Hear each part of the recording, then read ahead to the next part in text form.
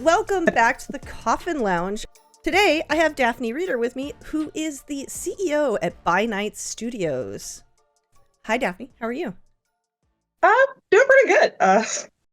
Tired, but you know what? It's fine. I feel like tis the season to be tired for sure. Yeah. Especially post-Halloween. I don't know if you're reeling from like post-Halloween craziness, but I definitely am still. Yeah. Yeah, there's a lot of decorations that I had to take down. And I'm in an apartment, so we decorated heavily in our little spot. Are you getting ready for the holidays? Are you gonna put up a tree and stuff? Like we normally do, we've got a cute little tree with every single ornament is either black or red or gothy in some form or I love fashion. that. I just went over to Five Below. They had a 4-foot tree for $5, and I was like, Ooh. I'm good. I can't. It's a steal. I'm gonna go get it. I need some like holiday serotonin. It's white, so I bought a bunch of black ornaments and blue ornaments, or no, black and silver ornaments Ooh. and blue lights. So I figure if I want to Ooh. switch the color up, I can just put red lights in next time, and it'll all look really different. That's my plan. Do that. Yeah, do that. I'm excited. So how did you get started with By Night Studios? Oh wow. I know. We're just gonna go right into the thick of it. I'm sorry. Yeah, no problem. I pretty much got started with By Night Studios when I was approached by several people when I was at a convention. I'm assuming that I was either cosplaying or I was just being a nice little goth kid, as I was. And I was asked, well, what kind of things do you like? Do you like Vampire? And I'm like, well, yeah, a lot. I mean, I've been playing Vampire the Masquerade since I was 18 and I'm 42 now. Right. So yeah. And they brought me on to do originally in character pieces where you would interview. Well, my character would do interviews, and it's kind of like oh, what's that one column where they like ask so and so, Oh, I know what you're talking about. like Yes. Dear Abby, Dear Abby. Got it. That's and wow. and I you would haven't heard that ask, in forever. right, I know. and you would ask Trinity, and she would give you like actual answers, but from a Malkavian standpoint, Cute. and that got started, and then but it never really kicked off because I never got prompts. But it's okay. I started doing marketing for them and just went that direction. So I did a lot of marketing, networking, a lot of social media stuff, and then I was asked, "Hey, so what other things can you do?" And I was like, "Well, I have a bachelor's in marketing and international business. I've done sociology. I've worked at an international company, taking care of overseas contracts." And they're like, "So you have leadership qualities?" Yes, yes, I do. And here's a plate of the things that I do. And now I'm here, enjoying life. All right. How long have you been at By Night? I've been with By Night Studios. I want to say, let's see, roughly 6, 7-ish years. Okay. All right. That's cool. Overall, I just became the CEO as of January of this year. Nice. Were you excited?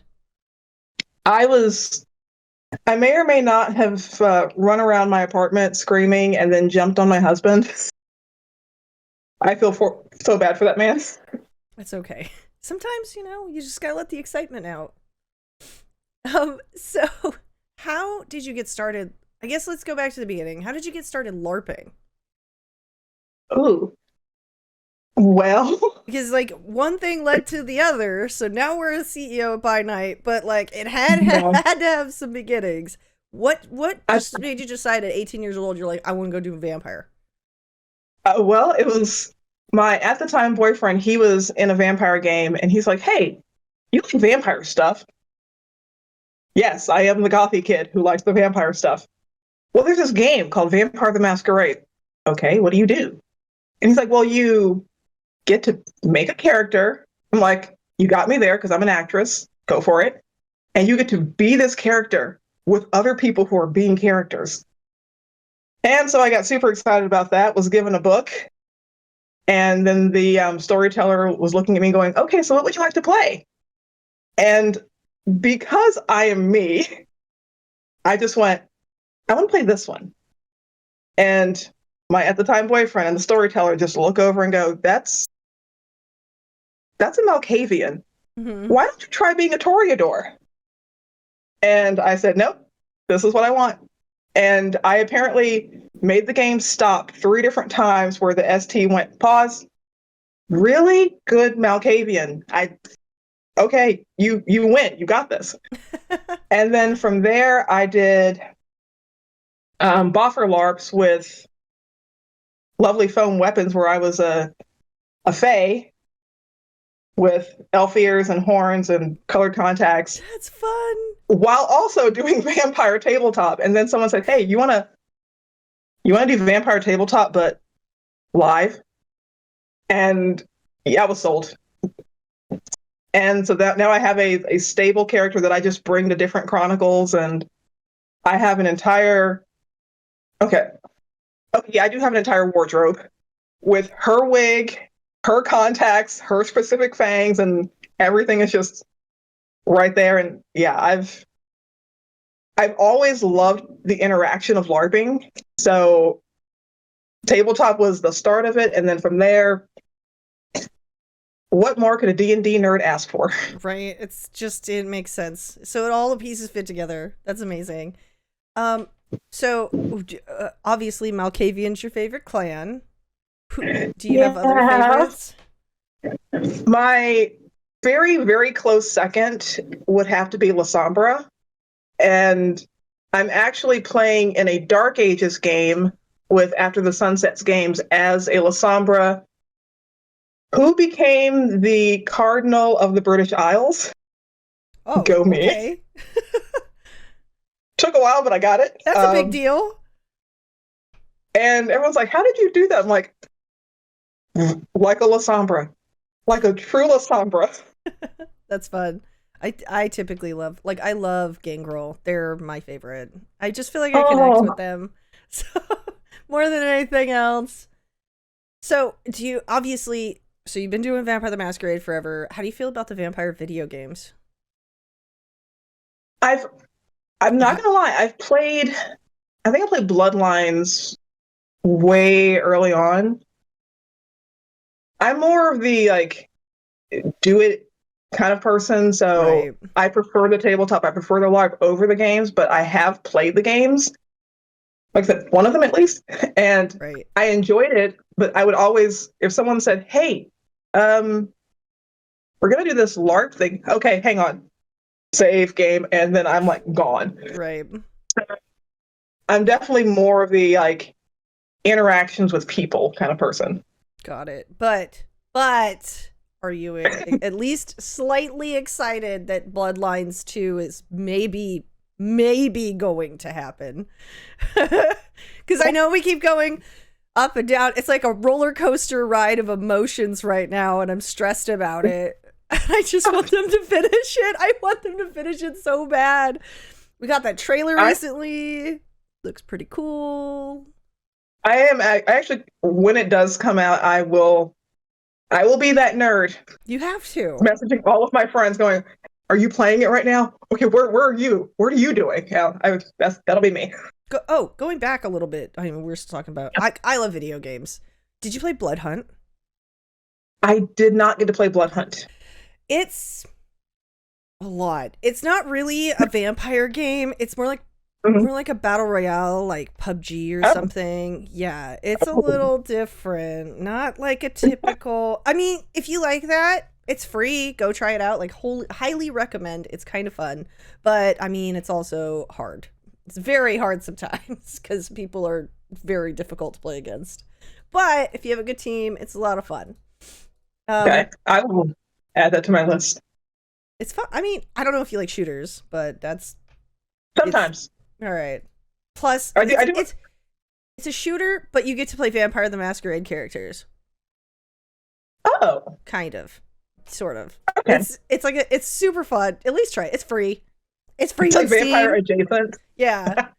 But it is a Vampire the Masquerade IP. is Blood Hunt. Okay. So like it actually Nice. is. It's got, you know, all of the classes. Or All the fun stuff. yeah. What was the original, like how, I guess my question is, how did By Night Studios, you probably don't have all of the answers to this, but how did they get started? Oh my goodness. Wow. As I said, you probably don't have all the answers to this, but like, was it just like, hey, we're all a LARP, or that we want to do this in a specific format? Like how? Wow. I would have to say you have to go back, way back to the Mind's Eye Theater system of VtM, live action roleplay, which we actually, at our last event, Darkness Emergent, had Richard Dansky, who was one of the brains behind the Mind's Eye Theater system. And I was fortunate enough to I hang out with him every now and then, and we talk all the time. But he was telling me about how when they were doing their gaming, and he was the holder of all the books. So he had this huge duffel bag with all the books and all the resources. And he was like, hey, there's got to be an easier way to do this. And they're like, okay, well, you should write something. That's on you. So everyone put their minds together, and they came up with a system that's, you don't have to bring your entire library of books. And then that's how Mind's Eye Theater basically formed. And then from there, it kind of branched and flowered into what it is now. Right. Which is, I mean, it's pretty awesome. In fact, I would actually love to talk to some of the original writers and the creators to know more about the history of how By Night Studios was actually founded, because that'd be really enriching and kind of interesting to know. For real. Like that's kind of cool. I love hearing about all these like little tiny companies. Like Magic the Gathering is a great example of that. It was such a little thing that was just invented by a guy, and it like had its own little thing, you know, and then it just like exploded. And I feel like a lot of these systems, especially like with the Mind's Eye system, it has grown a lot in the last few years. And I feel like a lot of people that didn't know about it are finally starting to hear about it, which is really cool. There's like vampire groups all over the US now, and I'm pretty sure there's a ton in Europe now, isn't there? There are a lot in Europe. In fact, we are actually talking with some people who want to use the Mind's Eye Theater V5 system in Greece, in Switzerland, Germany, and I want to say France, but don't quote me on that one. So when I went to the Embrace, which was the Kansas City game, we actually it was a very fun game. I had never done anything like that before. It was my first time. So wait, I remember you saying that because you were at the table. You're like, "This is my first time doing this," and I'm like, "Oh my gosh, welcome!" Yeah. Oh, so we did meet maybe like for a second. I can't even remember. It was such a. It was super brief. I just remember you saying that it was your first time, and I was like, one of us. It was a very long, emotional, and draining and exhausting evening of playing Vampire, but it was so cool. Like, I hope they do it again because it was amazing. Basically, for those who listening that don't know anything of what I'm talking about, the Embrace was a game that was held in Kansas City by a bunch of my friends, and there was Prince Caligula, who was threatening the Masquerade, and he was like this crazy guy. And then I think it was the Ventru were trying to like overthrow the prince. And it was such a crazy game. The way it was set up inside of that building was so cool because there were like little tents for all of the clans and rooms for some of the higher up clan, like the more high end clans. And the way that it played out, it was so fun. Like, I had never experienced anything like that before. It was so cool. And I would love to do, and it was like full production too. And I was actually surprised when I saw like the Bruja mass death in front of me, because I'm just standing there, a little Malkavian, and then these three Brujah start attacking these other three The guy Brujah with because they they're were just having a terrifying. Brujah time, and then they're all just, They were knock gone. each other out. I was like, and then they like, and to make matters worse with the Brujah, they were terrifying. They were carrying around bats with nails in it, and they were so scary. I was like, oh my gosh, so I'm so terrified of these people. Like, I don't want anything to do with them. So yeah, it was a lot of fun. It was a great game, and I hope they at least do it once a year. Like, that would be super cool, because I think it went really well. There were a ton of people there, and I actually I feel like I met some like lifelong friends there. So like a bunch of the people that were in my clan, I still talk to.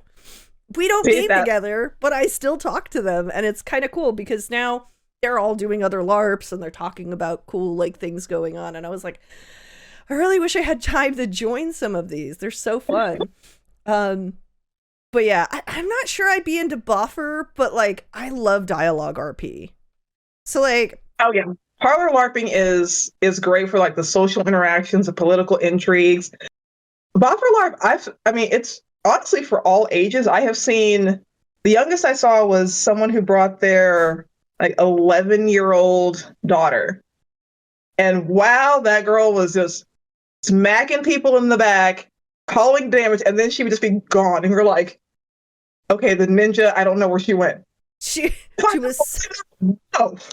She was so little, she could just sneak in there, get you, and then run away. That's and then cute. I think the oldest person that I saw at the Boffer LARP that I went to was, I think it was a couple, and they were in their 80s. Whoa, really? They're just out there hitting each other with foam weapons. Yeah, and she was a spellcaster, so she had packets of birdseed. And the arm, because she was launching spell packets and calling like fire damage, and it would just shoot across the room. And I'm like, who did? Oh, she did that. Birdseed's brilliant. I get older, ma'am. Like, she was my hero. That sounds amazing. Like that. I mean, I guess it's biodegradable, birdseed. Yeah. And then we pick up the packets afterwards too. But like there's a big like everyone collect it. That's super smart because it's not ruining the park or whatever where you're at. That's very cool. So if it bursts open, like it's wild birdseed, so it will feed the birds if the packets burst open. That's awesome. Okay, I mean that's pretty smart. I've heard some crazy LARP stories. That's fun. I didn't even know that. Or that like people are so innovative when it comes to like attacking each other with foam weapons. Oh yeah, and it's like people always say, well, it's a form of catharsis because if you're in your everyday life and everything gets stressful, you just need a way to release all that energy. It's an escape. And it really is. And instead of releasing that energy in a negative way where you're like yelling at somebody or like hitting something or hurting yourself, you're interacting with people, so you're still getting that social aspect. You're getting political intrigues, you're getting social intrigues, and then someone comes out and goes, all right, you see a monster with 5 arms and long fangs. And then we just go attack the person who's pretending to be a monster, and like, it's great. That's fun. So during COVID, I kind of started a Grand Theft Auto VtM server. And it sort of absorbed me for a really long time, but it also helped me escape from the COVID situation. And it's been going for 4 years. I actually met my current partner. Well, I say current, for my forever partner through it. Aww. So like we role played together and we were friends for about 1.5 years before we like eventually were like, hey, we should meet. But it has helped me just like mentally escape from the craziness of the world. Like I can go be just these random characters and just be in a different space, you know? And I think that's really important for people to have that escape because they don't normally get it on like a normal, like I couldn't imagine going through my life without having some sort of like role play escape. Yeah. You know what I mean? And even people who are like, well, I've never role played before. How do I do this?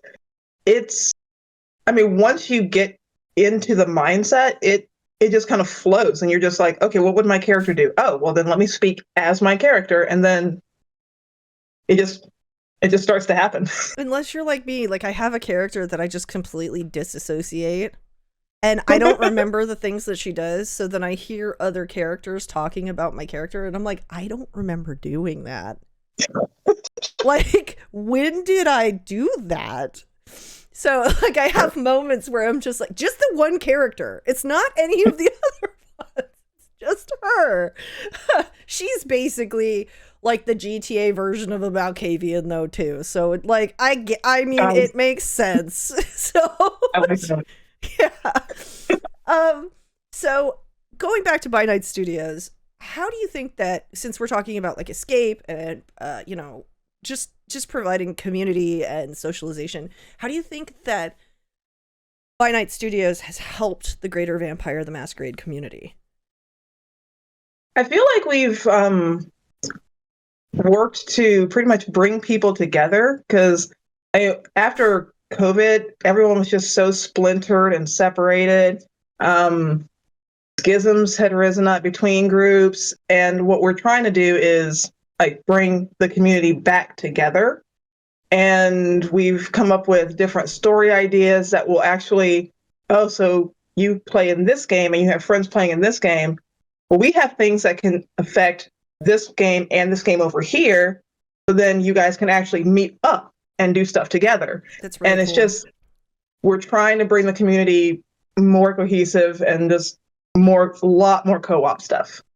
It was, and then with our event, Darkness Emergent, it's in different cities.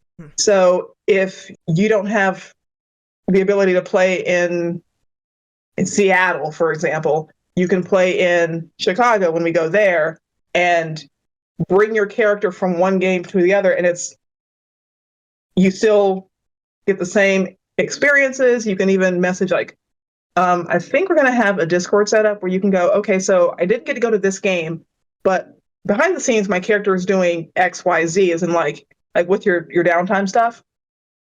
I believe we're going to handle it that way. So people, again, will still have that connection even if they didn't get to go. Right. That's interesting. Okay. So Darkness Emergent, I know you probably can't talk too much about it. When are we going to get a little bit more details on that? And the last Darkness Emergent that we had was in San Antonio. It was during the Day of the Dead weekend, and it was so fun. Like the majority of pretty much the city, full on support. They're like, "Oh, you guys are doing this? This is amazing!" And the people that just would walk by and ask, "What are you guys doing?" "Oh, we're being vampires." "Oh my gosh, that is so cool!" And during Day of the Dead, wow. And that's fun. Like, absolutely loved it. And then we did make an announcement at the end that we are looking at 2 different locations for our next one. It's either going to be in Denver or Chicago. Okay. And I know what my vote is. I am super, super fingers crossed hoping for Chicago. If that one pans out, there's some really cool surprises. Nice. That I can't talk about, but I am like jittering with excitement about it. Well, I hope you get your wish. I'm sure a lot of people will be really excited to just go and be part of that. I've heard so many cool stories about like big vampire events and stuff, and I'm just like, man, I kind of want to go. Like, it sounds cool. Especially after my Embrace game. Like, that was so cool. I do really want to do more stuff like that. I got started with roleplay when I was like super, super young. I used to play text-based RPGs. Like, so did I. The old ones. And that was like a roleplay game, but it was an individual one where, you know, it's like you type in, hey, I want to go left, I want to go right, whatever.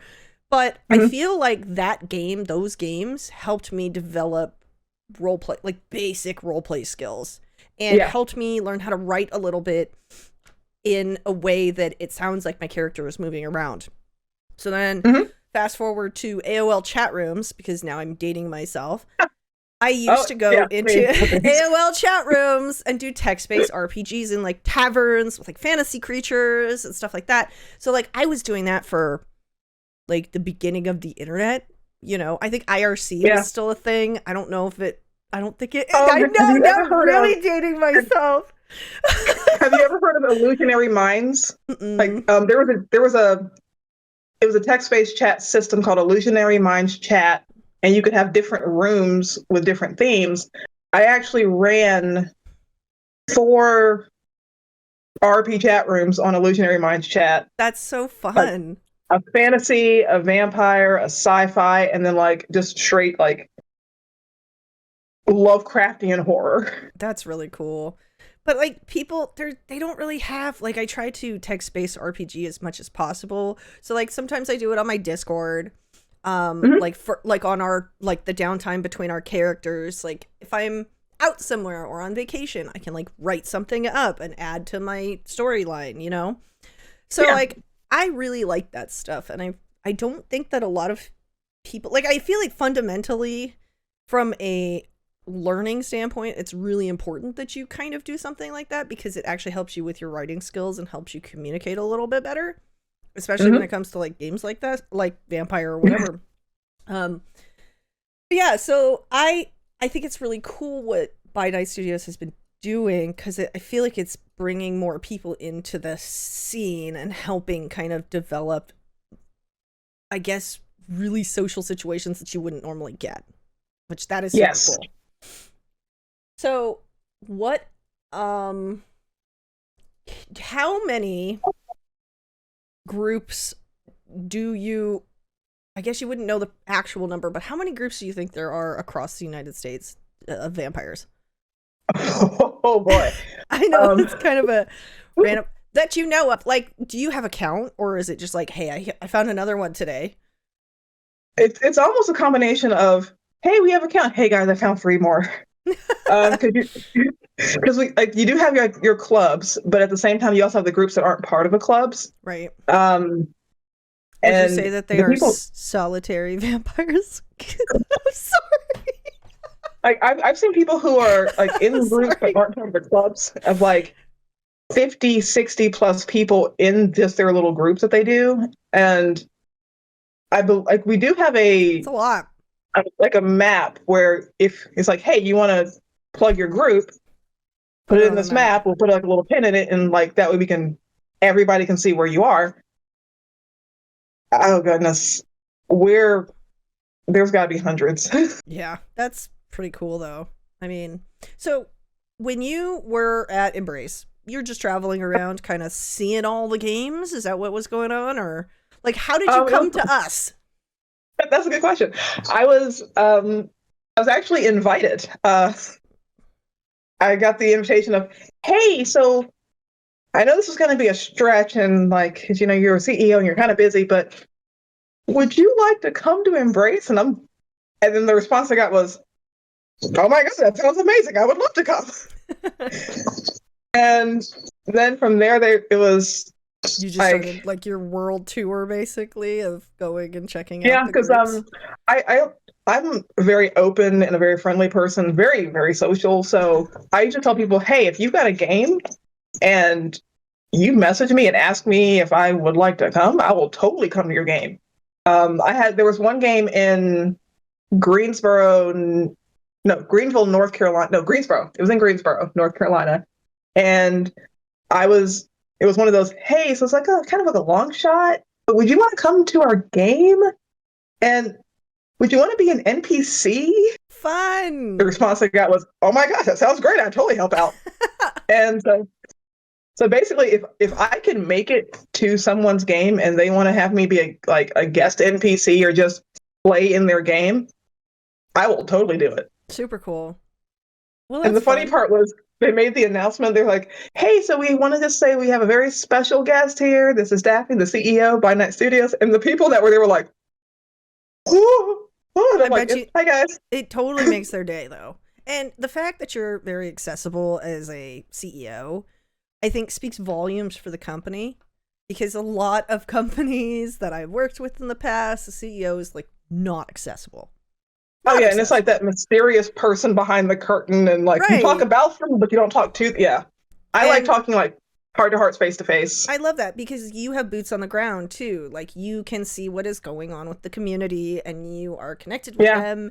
And I'm sure that everybody appreciates that because like I do. That's really cool. Just the fact of the matter is that you're going to these events just because you're invited is awesome.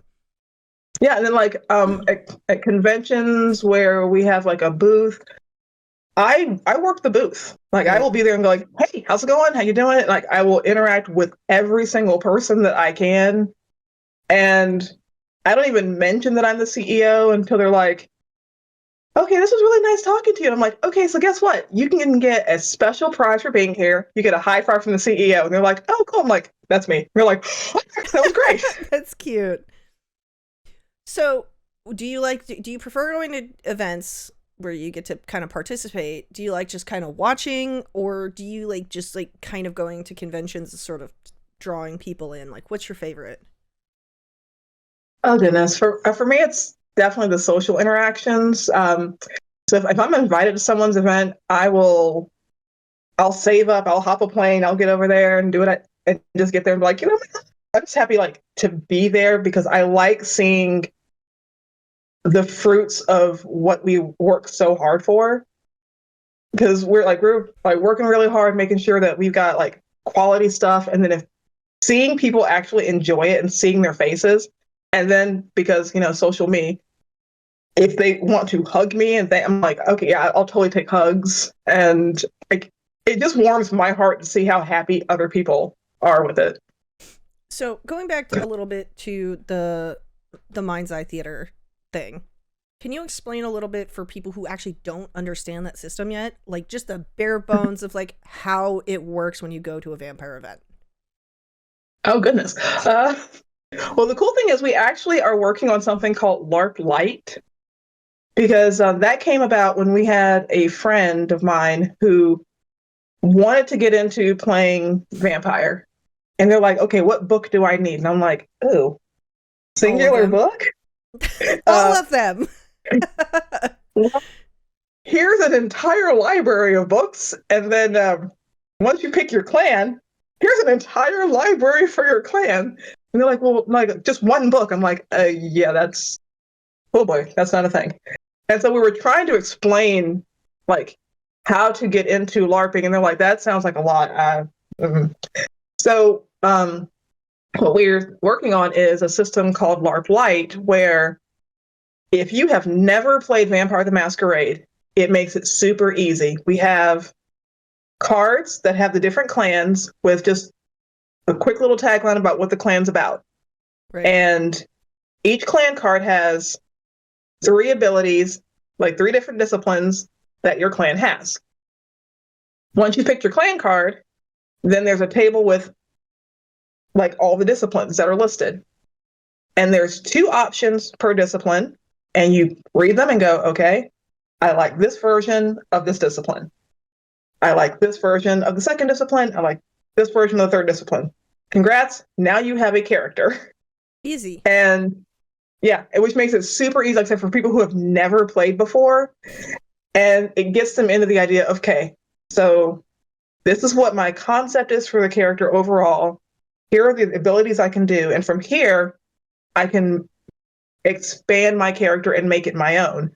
Right. And you can have, again, 2 gangrel right next to each other. And because they've picked different abilities from their disciplines, you can have 2 different styles of gangrel being played. And the storyline that we ran was, okay, you've picked your vampire, congrats. You've been freshly embraced and you don't know where anybody is. Right. Your sire's missing.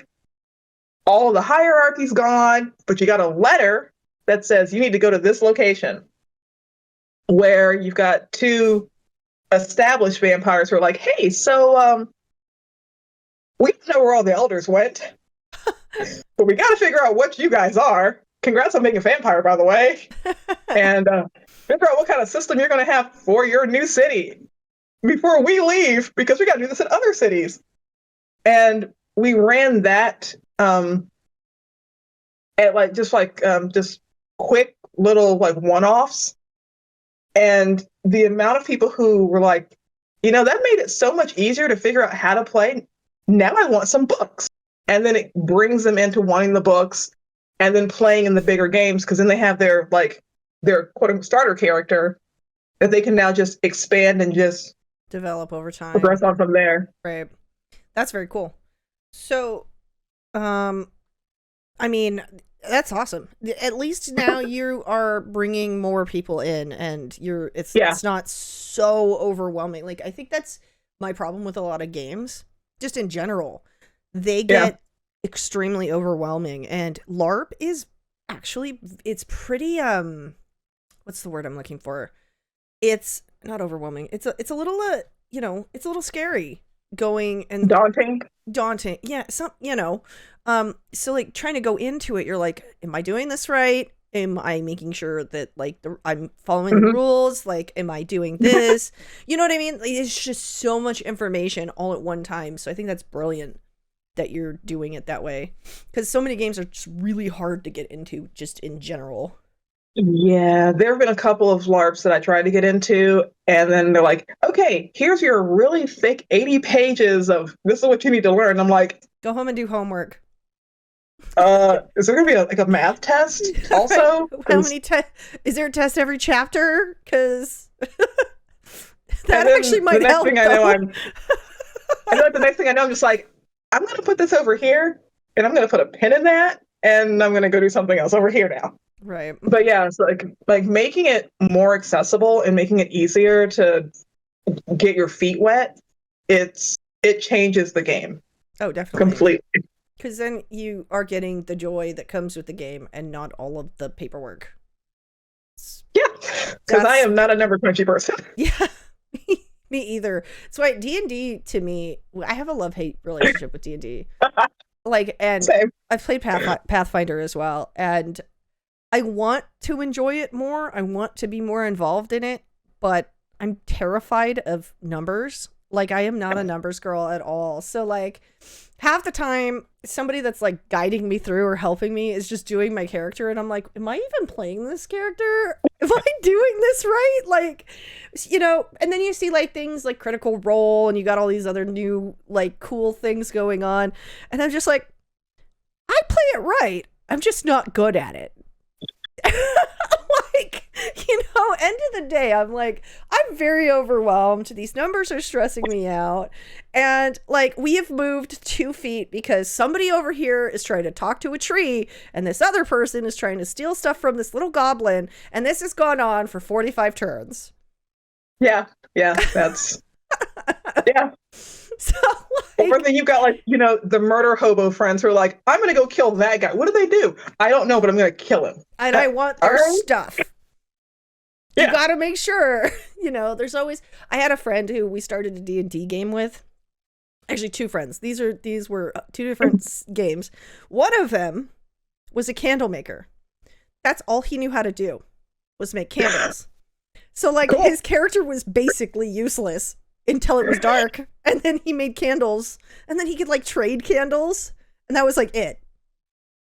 Okay. And then there was another person who was an angel, and he was like, or an angelic character, and he was obsessed with shaking things because he was paranoid that there was things inside of things.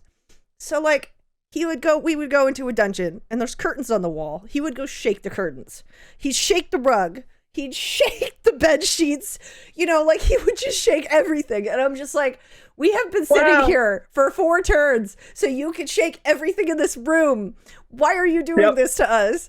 So yeah, I've played with some very interesting characters, and I'm just like, it's one of those things where like, you have to find a balance of not irritating the ever-loving crap out of your friends, but also making the character really fun.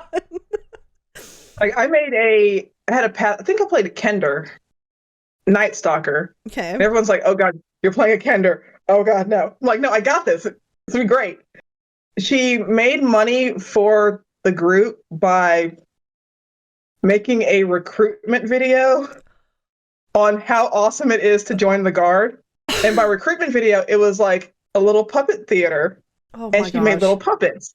That's amazing. And she made the puppets by borrowing fabric off of people's clothes. So they had like little shirts cut out of their clothes, or little pants cut out, or their horse or sheep would have like an outline of like clothing missing.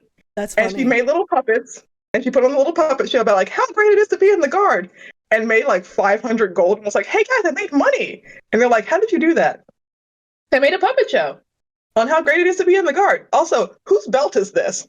And our ranger's like, "How did you?" And his pants fall down, and I'm like, "That's funny. It's really fun." So going back to monsters, since we were talking a little bit about monsters and things, let's talk not vampire for a second. What kind of monsters do you like? And it can be from like any IP, any sort of mythology. Like if you had to go, this is my favorite, which monster is it? I know, that's a loaded question because that's really hard.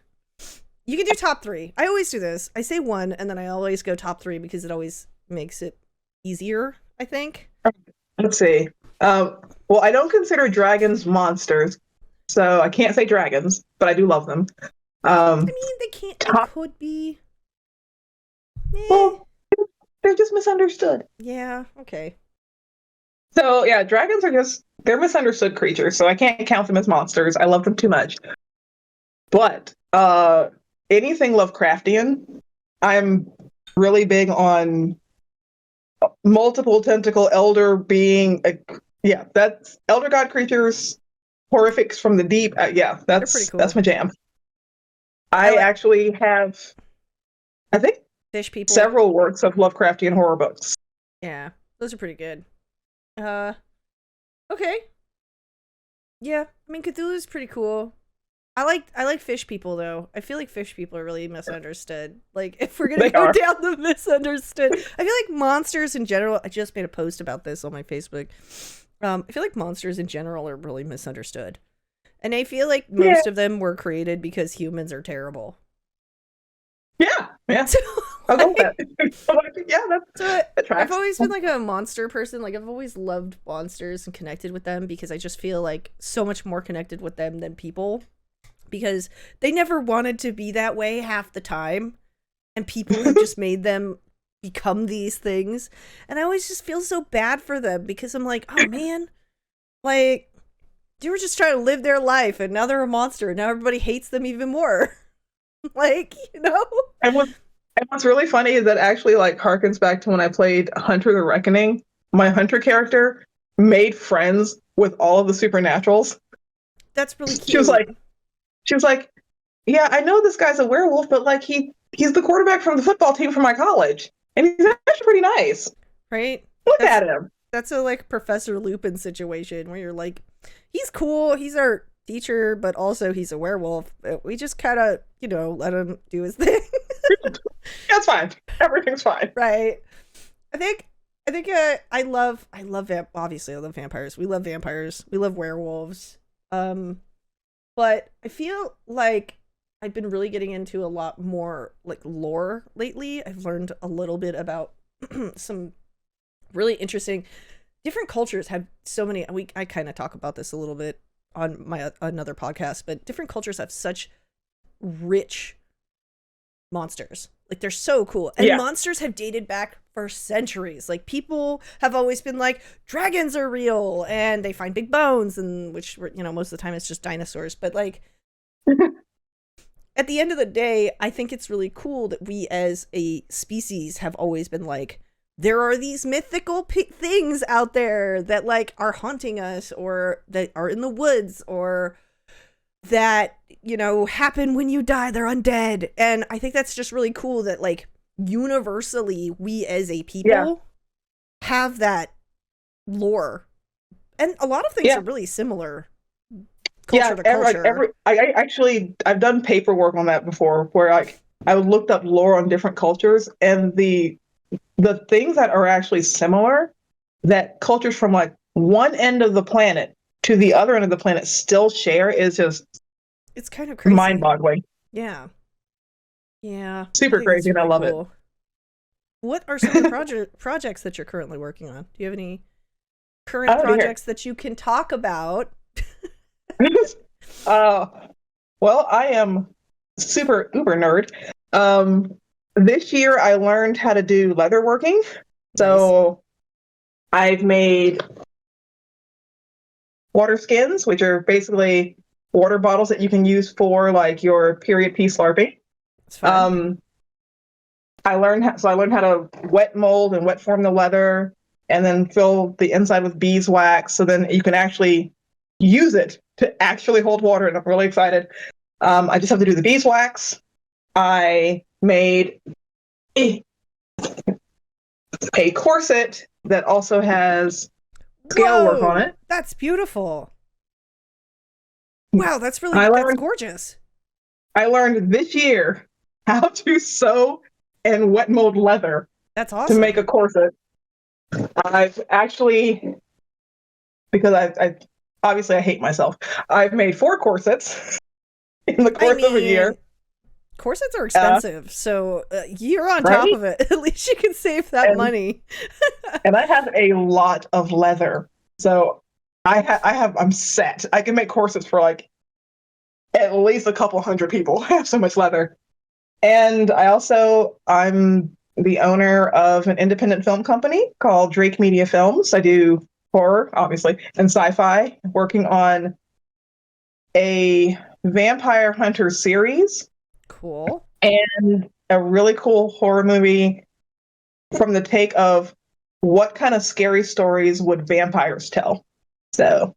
Oh, fun. That's really fun. Yeah. Do you have do you have like release dates or ideas of when you expect those to come out? It's going to be an anthology style movie. So it's an overarching idea of 6 people going to a Christmas, winter solstice, Yule party, and they decide, okay, well, let's tell scary stories while we're here at this party. And the hostess makes the note that Charles Dickens wrote A Christmas Carol while he was attending a Christmas party, because Christmas ghost stories actually used to be a tradition, because that's where you get the idea of like the Krampus and things like that. It was scary stories being told during the season. And so then it becomes okay, so what kind of scary stories would vampires tell? And what kind of things would scare a vampire? And I've come up with some crazy things. And each little thing is going to be its own little mini movie within the anthology. And I'm really excited for it. We filmed a third of it so far. So all like the overarching main part of them being at the party. And now I'm just getting ready to film the little anthology pieces. That's really super excited. Well, congratulations. I'm looking forward to that. That sounds awesome. There is a teaser trailer on my YouTube. Okay, I will make sure to link to that. So it'll be in the description for anybody that is interested in seeing that. That sounds cool. Thank you for being on the show today. Oh, I had a blast. Well, I love talking about monsters with people, though. Like, it's kind of something I'm passionate about.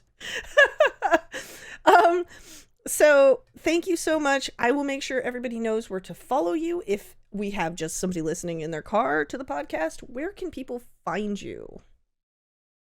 Oh goodness, I'm pretty easy to find. My TikTok is Time for Trinity. Time, the number 4 in Trinity. Instagram is Club Daphne. Yeah. Do believe that my Twitter is also Club Daphne. Daphne Reeder on Facebook. Feel free to friend me. I answer literally every message that people will send me. Thank you so much for being here today, and we will see you on the next episode of the Coffin Lounge. Make sure you're listening and subscribed on YouTube, iTunes, Spotify. Actually, I'm fully syndicated almost everywhere now, so hopefully we can get some more ears on this. Thank you all so much for listening. Have a great rest of your day.